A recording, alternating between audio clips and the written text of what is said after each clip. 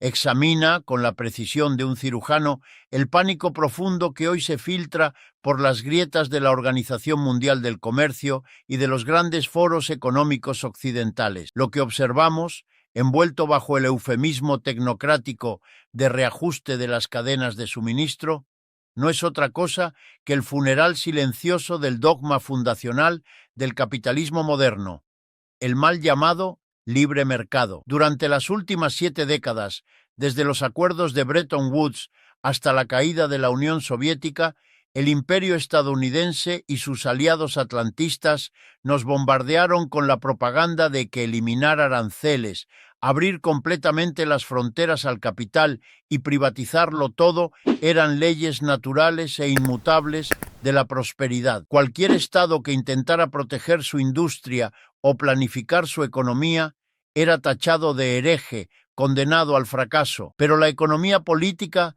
nos enseña que el libre comercio es la religión del imperio únicamente mientras el imperio gana. Soy Richard Wolff y mi trabajo no es recitar los obituarios edulcorados que la prensa financiera redacta para ocultar la agonía del sistema.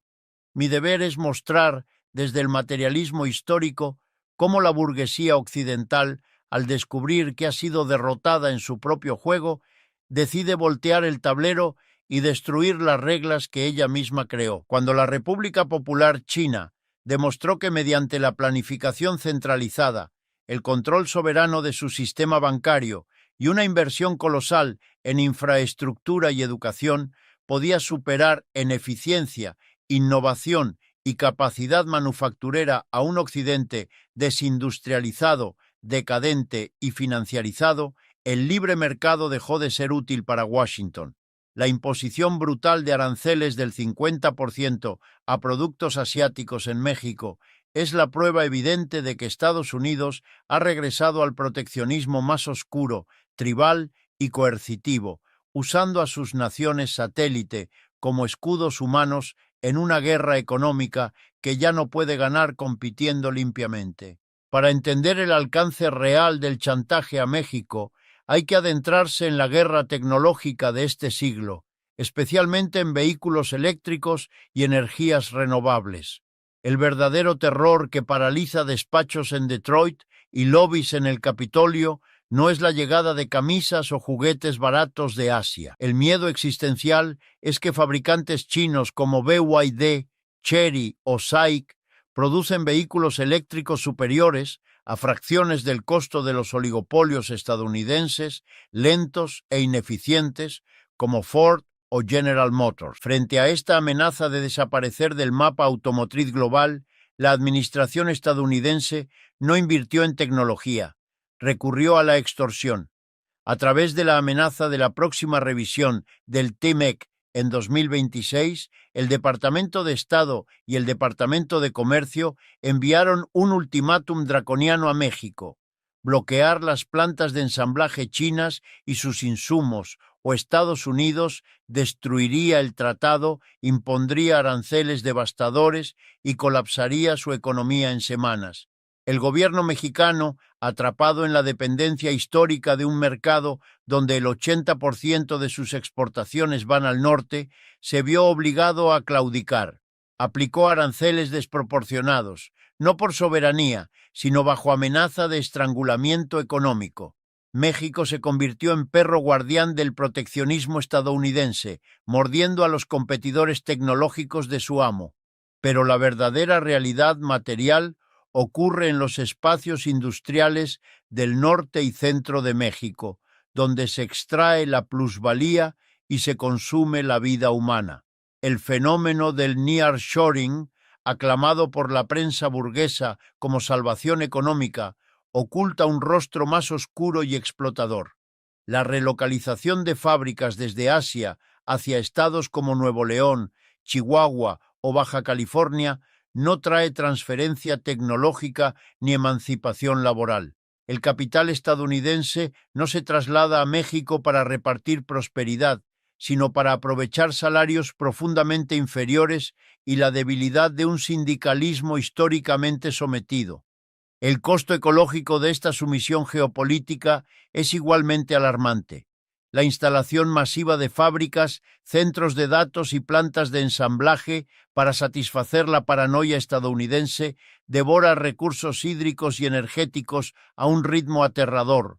Regiones enteras enfrentan sequías y cortes de electricidad mientras las corporaciones reciben concesiones ilimitadas para mantener líneas de producción exportadora. La periferia sacrifica no solo soberanía y trabajo, sino también agua y fertilidad para que las mercancías fluyan hacia los centros comerciales estadounidenses. Esta es la verdadera cara de la acumulación por desposesión en la era de la guerra comercial. Mientras la burguesía mexicana celebra récords de inversión extranjera como logros nacionales, oculta que esos capitales no desarrollan infraestructura social ni hospitales. Es capital buitresco, golondrino, que instala máquinas, exprime el ecosistema, ensamblan piezas y repatria el 100% de las ganancias a Wall Street, dejando un territorio devastado y una clase trabajadora exhausta.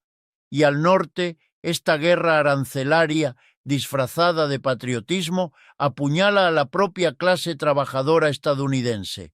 Los políticos de Washington, financiados por monopolios, venden la ilusión de que aranceles del 50 o 100% revivirán la industria y devolverán empleos de los años 60. La economía política desnuda esta farsa. Un arancel es un impuesto regresivo sobre consumo, que encarece los bienes para los propios ciudadanos. Cuando México encarece la importación de piezas asiáticas, sube automáticamente el costo de ensamblaje de automóviles, electrodomésticos, ropa y tecnología que llega a Estados Unidos. ¿Quién absorbe este aumento? No las corporaciones, lo pagan los consumidores finales. Esto se traduce en inflación crónica, devorando el poder adquisitivo de trabajadores, madres solteras, empleados precarios y jubilados. El imperio obliga a su clase baja a financiar con su dinero su pánico geopolítico, empobreciéndolos para intentar frenar el desarrollo tecnológico de Eurasia. La historia nos ha demostrado desde la ley de Anseles-Smoot de 1930 que tales medidas solo generan miseria y concentración de riqueza. Cuando las grandes potencias capitalistas intentan superar sus crisis de sobreproducción y pérdida de competitividad, cerrando fronteras y fragmentando el comercio global, el resultado raramente es la reindustrialización. Más bien, conduce al colapso sincronizado de la economía internacional, la destrucción masiva de empleos y la creación de condiciones históricamente propicias para el fascismo y la guerra mundial. La dialéctica materialista nos enseña que ni el capital ni los estados soberanos del bloque multipolar son meros espectadores ante la guillotina arancelaria occidental. Frente a la hostilidad irracional de Estados Unidos y la sumisión forzada del bloque norteamericano, China y las potencias del sur global ejecutan una maniobra de contracerco geopolítico y geoeconómico de proporciones monumentales. Se trata de una reconfiguración de rutas comerciales que gradualmente aislará al mismo imperio que inició la agresión. Si la frontera estadounidense se convierte en una fortaleza paranoica y proteccionista, el flujo del capital asiático y la capacidad industrial de los BRICS simplemente buscará territorios que ofrezcan asociaciones simétricas, respeto a la soberanía y desarrollo de infraestructura. Mientras Washington amenaza y extorsiona, China financia, construye e inaugura la infraestructura logística más impresionante de la historia en América Latina y África, el megapuerto de Chancay en Perú, inversiones agroindustriales y energéticas en Brasil y corredores ferroviarios a lo largo del continente africano, creando arterias que bypasan el peaje extorsivo norteamericano. Beijing ha comprendido que no necesita suplicar acceso al mercado de un imperio en declive demográfico y económico. Junto a Rusia, India, Sudáfrica y otras naciones emergentes, construye un mercado común de más de 3.000 millones de personas interconectado por la nueva ruta de la seda y protegido por sus propios escudos disuasorios. Esta reconfiguración logística viene acompañada de la arma más subversiva jamás enfrentada por Washington, la desdolarización acelerada.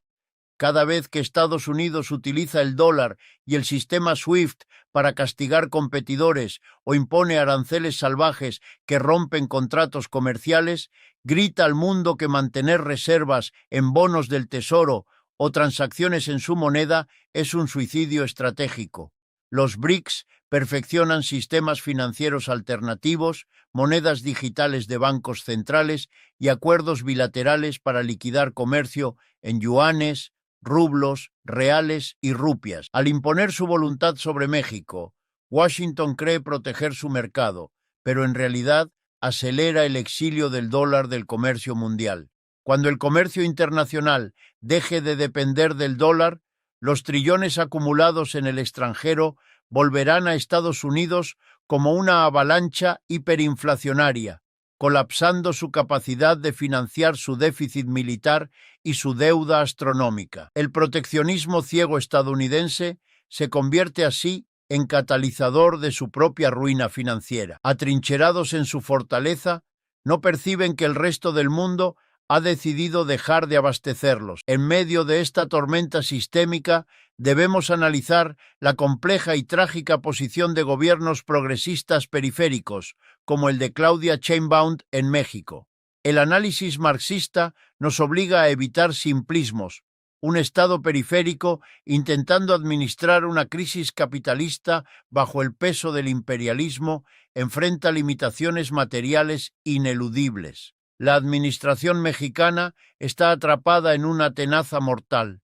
Por un lado, debe mantener y expandir programas sociales, recuperar la soberanía sobre empresas energéticas estatales como Pemex y la CFE, y erradicar la pobreza extrema. Para financiar esto, necesita estabilidad macroeconómica, recaudación fiscal y empleos proporcionados por la maquinaria exportadora del TEMEC. Por otro lado, el precio de mantener esa maquinaria viva es la sumisión geopolítica absoluta y la renuncia a una política industrial independiente. Al verse forzada a imponer aranceles punitivos contra Asia, el gobierno progresista actúa como ejecutor de las políticas del gran capital estadounidense, entrando en flagrante contradicción con sus propios principios de soberanía. Esta es la tragedia del reformismo en un capitalismo dependiente. Incluso los gobiernos de centroizquierda, por más buenas intenciones que tengan, terminan siendo domesticados y utilizados como administradores eficientes de exigencias imperiales. La burguesía nacional y el capital extranjero tolerarán la retórica progresista y algunos programas sociales, mientras las reglas fundamentales del juego, explotación laboral, extractivismo y alineamiento con los intereses de seguridad de Washington, permanezcan intactas. Sin embargo, las leyes de la lucha de clases garantizan que esta arquitectura de sumisión no puede sostenerse indefinidamente sin generar fisuras catastróficas. El modelo de la maquila 2.0, forzado por aranceles y la guerra comercial, presiona brutalmente la base de la sociedad mexicana y estadounidense. La inflación importada encarece la vida de las masas, mientras millones trabajan jornadas extenuantes en plantas de ensamblaje, cuyas ganancias vuelan a cuentas corporativas extranjeras. Se acumula frustración, alienación y rabia de clase que ningún subsidio focalizado podrá contener. La verdadera fuerza histórica reside en la clase trabajadora, los sindicatos liberados del charrismo, los campesinos despojados de agua y las comunidades marginadas de ambos lados de la frontera. Cuando el espejismo del crecimiento macroeconómico se desvanezca frente a la realidad de salarios insuficientes, refrigeradores vacíos y un país convertido en trinchera logística de una guerra fría ajena, la legitimidad del andamiaje neoliberal implosionará. La historia muestra que cuando las élites intentan salvar sus ganancias, asfixiando al proletariado y entregando la soberanía al mejor postor imperial, encienden la mecha de su propia destrucción. Estamos al borde de un punto de ruptura histórico, donde la diplomacia comercial y los discursos de integración no pueden ocultar la violencia estructural, la extorsión y el saqueo neocolonial. El intento desesperado de Estados Unidos por aislar Eurasia, levantando muros arancelarios en América Latina, no demuestra poder, certifica su declive competitivo y prepara el terreno para la insurrección social, productiva y de clases a escala continental. Una tormenta organizada de resistencia sacudirá hasta la última viga del modelo maquilador, forzando a la maquinaria de guerra comercial del imperio a confrontar el colapso absoluto de sus propias cadenas. En ese milisegundo exacto, oscuro y asfixiante, la humanidad se enfrenta a un choque frontal por la redistribución del poder global. Es el instante en el que las contradicciones insalvables del libre mercado estallan y revelan la furia imparable de la clase trabajadora que ha comprendido, a través del desgaste diario de la inflación, el agotamiento físico y la erosión constante de sus derechos, que no tiene nada que perder salvo las invisibles pero pesadas cadenas de una dependencia estructural que la condena a ser mano de obra barata para un imperio en bancarrota. Para entender la profundidad de la trampa en la que ha caído México al aceptar imponer aranceles del 50% sobre el mercado asiático, debemos rasgar el velo de la propaganda que habla de socios norteamericanos y observar la arquitectura legal y material subyacente. El TEMEC no es un acuerdo de cooperación entre naciones soberanas e iguales, es una constitución corporativa transnacional diseñada para blindar los derechos del capital occidental y limitar la capacidad de planificación soberana de los estados periféricos. Cuando los políticos de Washington, presionados por lobistas corporativos, amenazan con destruir el tratado si México no se alinea contra Pekín, dejan claro que el llamado orden internacional basado en reglas no es más que un eufemismo para describir la dictadura del capital estadounidense.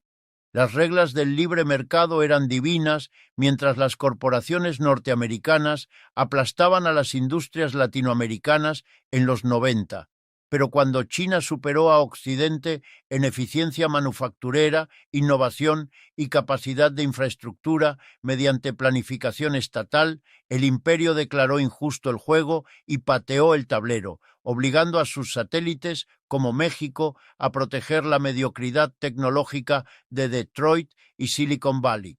El epicentro de esta disputa es la revolución de los vehículos eléctricos. China domina la cadena global de suministro de baterías, procesamiento de minerales y ensamblaje de vehículos de nueva energía, ofreciendo tecnología avanzada a precios accesibles. La industria estadounidense, paralizada por su obsesión con la recompra de acciones y los márgenes a corto plazo de motores obsoletos, ha sido incapaz de competir. Su respuesta: extorsión. Washington presiona a México para negar subsidios, terrenos y acceso al mercado a fabricantes chinos, amenazando con represalias comerciales si un solo vehículo asiático ensamblado en suelo mexicano cruza la frontera.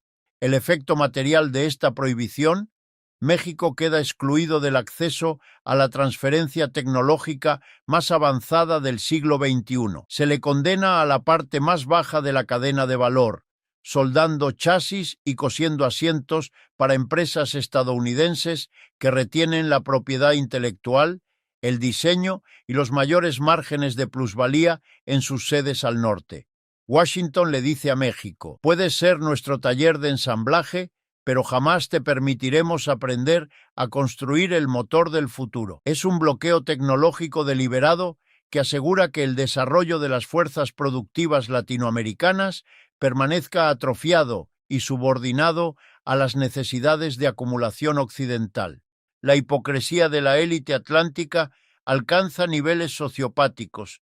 Exige que México eleve barreras arancelarias draconianas sobre insumos baratos asiáticos para proteger la industria local, pero silencia que miles de pymes dependen de esas importaciones para mantener costos competitivos.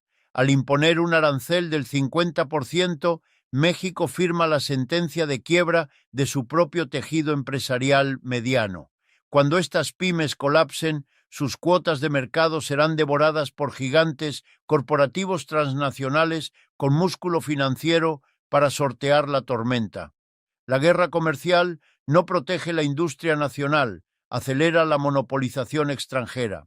El capital estadounidense no regresa por patriotismo, sino huyendo de la incertidumbre geopolítica en Asia. Su objetivo, un territorio donde pueda extraer plusvalía masiva sin riesgo de interrupciones. El atractivo de México no es su infraestructura ni su seguridad deteriorada, sino la depreciación histórica del salario del trabajador mexicano. Estados Unidos exige mantener a la clase obrera en precariedad, asegurando salarios que son solo una fracción de lo que se pagaría en Michigan o Pensilvania.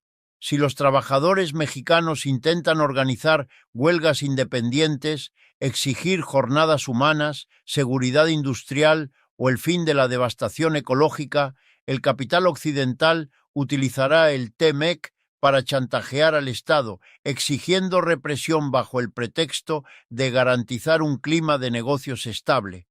La soberanía del Estado se transforma en un servicio de seguridad para intereses extranjeros. El país anfitrión asume todo el costo social, ambiental y político, mientras los dividendos financieros fluyen sin impuestos significativos hacia paraísos fiscales y centros financieros de Nueva York. La riqueza se extrae sistemáticamente, dejando a México con trabajo intensivo, salarios de miseria y recursos naturales drenados, mientras el capital extranjero maximiza ganancias sin responsabilidad local. Para entender la desesperación que impulsa la agresividad imperial, debemos mirar de frente las fracturas internas que hoy desangran a Estados Unidos. La clase dirigente norteamericana vive aterrorizada por la alienación, la polarización y la furia que hierven en su propia sociedad. Durante 4 décadas, las élites de Wall Street traicionaron a su propia clase trabajadora, cerraron fábricas en el cinturón industrial y las trasladaron a la periferia global para maximizar ganancias, devastando comunidades enteras, desatando epidemias de opioides y fentanilo y destruyendo el sueño americano. Ahora enfrentan las consecuencias políticas de esa traición, expresadas en el ascenso de un populismo nacionalista errático y destructivo. La clase política de Washington busca desesperadamente un chivo expiatorio externo para ocultar su fracaso sistémico. Imponer aranceles punitivos a China y obligar a México a erigirse como muro de contención comercial no es una estrategia racional de reindustrialización. Es un gigantesco operativo psicológico para controlar a la población. Pretenden convencer al trabajador estadounidense de que los responsables de sus bajos salarios, de su imposibilidad de acceder a una vivienda o de la falta de un sistema de salud universal no son los directivos de Amazon, BlackRock o General Motors, sino un obrero en Shenzhen o un ensamblador en Ciudad Juárez. El chauvinismo económico y la retórica de la guerra comercial buscan romper la solidaridad internacional de la clase trabajadora, impidiendo que los oprimidos de ambos lados de la frontera reconozcan a su verdadero enemigo, un capital financiero globalizado, sin patria ni lealtades, dispuesto a sacrificar la prosperidad de naciones enteras en nombre de la maximización del lucro. Pero las leyes materiales de la economía no pueden ser burladas por la propaganda política. Este proteccionismo forzado, esta balcanización artificial de las cadenas de suministro global producirá inevitablemente un efecto boomerang devastador sobre el núcleo mismo del imperio. Al fragmentar el comercio y encarecer artificialmente la producción mediante aranceles y bloqueos logísticos, Estados Unidos está inyectando presión inflacionaria estructural y permanente en su propia economía. Esta no es una inflación pasajera por cuellos de botella temporales. Es un fenómeno sistémico, fruto de priorizar la paranoia de seguridad nacional sobre la eficiencia global. La respuesta inevitable de la Reserva Federal y los bancos centrales occidentales será mantener o elevar tasas de interés asfixiantes. Esto encarecerá el crédito, ahogará a las familias bajo hipotecas y deudas y contraerá la inversión productiva, empujando a Norteamérica y Europa hacia una recesión profunda y prolongada. Al intentar frenar el desarrollo tecnológico asiático imponiendo su voluntad sobre México, el imperio se arriesga a un paro cardíaco económico. Quiebras corporativas, crisis de deuda soberana y despidos masivos desmantelarán los últimos vestigios de cohesión social en sus metrópolis. Al mismo tiempo, la extorsión arancelaria sobre una nación soberana es observada con escrutinio y rechazo por todo el sur global. Líderes en Brasilia, Pretoria, Nueva Delhi y el sudeste asiático comprenden que integrarse a cadenas de valor dominadas por Estados Unidos no es desarrollo, sino una trampa mortal para asfixiar la autonomía económica y diplomática de cualquier país. El caso mexicano se ha convertido en la evidencia más contundente de la necesidad de la desdolarización global y de la consolidación de bloques de resistencia multipolar. Lejos de aislar a China, la prepotencia de Washington actúa como catalizador que unifica a la periferia mundial. Naciones emergentes construyen arquitecturas financieras alternativas, sistemas de pago inmunes a sanciones y rutas logísticas y energéticas que evitan deliberadamente la influencia de Norteamérica y Europa. Hoy, el garrote arancelario cae sobre México para bloquear Asia. Mañana podría apuntar a cualquier país que venda su litio o petróleo fuera de los dictados de Wall Street.